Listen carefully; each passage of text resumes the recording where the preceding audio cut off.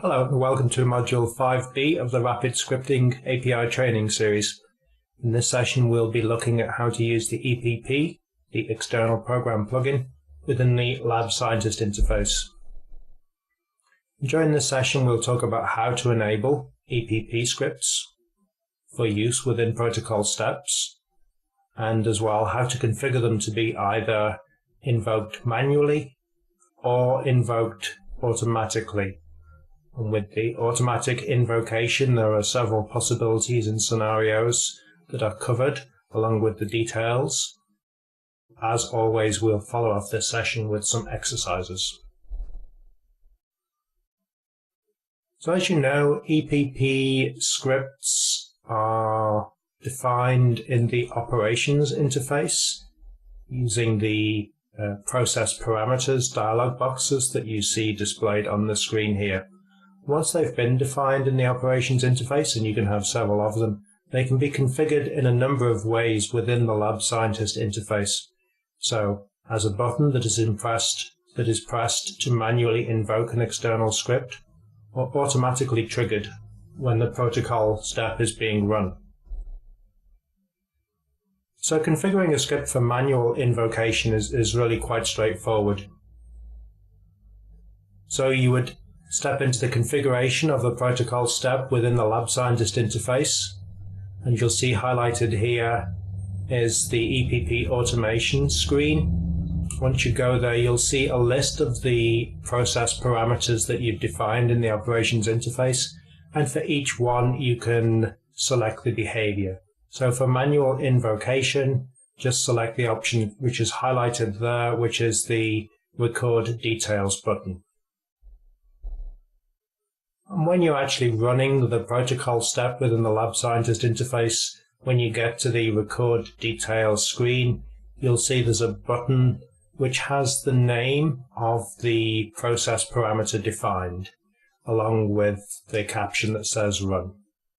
And when you click that button, the EPP which is associated with that will be triggered, and in this case the normalization file will be generated and then stored in the LIMS as normal.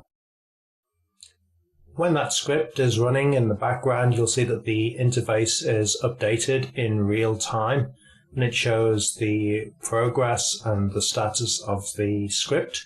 And as I say, this will change in real time, but that's only if you're invoking the script manually. So now let's talk about invoking the script in an automated way. This is a little bit more complicated, but it offers a great deal more flexibility and many more options for guiding your users through the process. So in this case, we go to the same part of the tool. We go into the configuration for the protocol step under EPP automation. And instead of choosing the button option that we did earlier, we'll choose the behavior to be automatically initiated. And this produces another dialog box, the stage of the step, and we have a number of options here, and depending on which option we may get a further sub-option under the timing section of the screen as well. So there's several variable ways you can have the scripts configured, but essentially what will happen is when the protocol step is being run, obviously we won't see a button to press in this case. The script will be run automatically when the step is completed. And within the scenarios of using automatic invocation, there are several triggers at which the scripts can be run. So if we, for example, select the stage of the step to be on the placement screen, we have further options within the timing submenu of when the screen is entered and when this screen is exited. And in fact, as you can see on this screen, there's quite a few trigger points here. Now, of course, depending on the type of process, not all of these screens will be available, and so not all of these triggers will be available. So, as an example here, if your process doesn't involve pooling, then obviously the pooling screen has no relevance, and the triggers to do with, or the triggers that would be fired when you enter the pooling screen and exit the pooling screen won't exist. So there's a full range of triggers here that should satisfy all of the requirements. It's extremely unlikely that you will use all of these in a single step, but they are there to allow you to fine-tune the activities which occur in an automated fashion when your user is running through a protocol. One thing that's terribly important when you're carrying out EPP invocation via an automated manner is to be able to communicate back to the users to let them know, firstly, what is happening, and secondly, the results of the script running, especially if it means that they can't continue with the protocol step. So let's position a use case where we have a script which is going to be triggered at the end of a pooling step. And what that script does is it applies a set of rules and it sees if incompatible materials have been pooled by the user. And if they have been pooled, then we need to communicate back to the user that they've essentially made a mistake and notify them clearly on what the mistake was, and as well block them from going forward in the process. So both of those things, the status and the message, can be set using an API resource. And I've given an example here. So the status is used to communicate back to the system whether the user can continue with the protocol step or not. So a status of OK means that they can, a status of error means that they can't move forward until the conditions which generated that error have been removed. And the message, obviously, is your opportunity to provide a detailed message there back to your users to let them know what's happening. So the API resource that you communicate with to set the status and the message is transient. And for full details on this, because there is a little bit of complexity here, I'd suggest having a look at the developer.genealogics.com website for complete details on this. And as well, you can have a look at the exercises associated with this module and actually see an example there of how we use those and what the consequences are. Let's just look at the details, or some of the advanced details around these possibilities.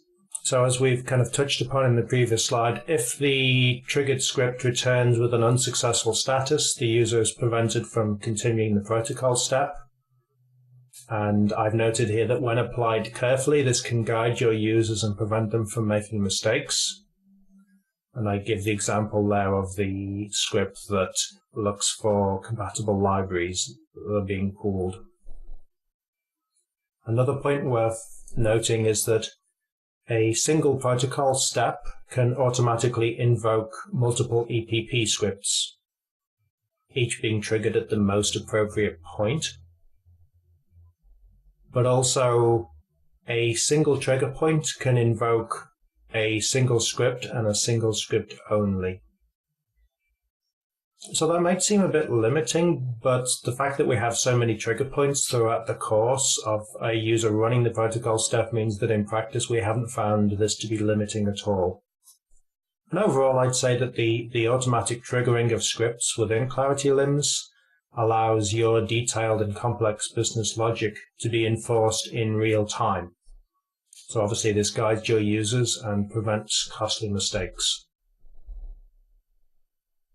Now for the exercises, obviously these will be covered in detail in a separate video, but the summary here is that what we'll do is implement a training script that I've put together, and we'll firstly configure this within the operations interface to provide a set of process parameters.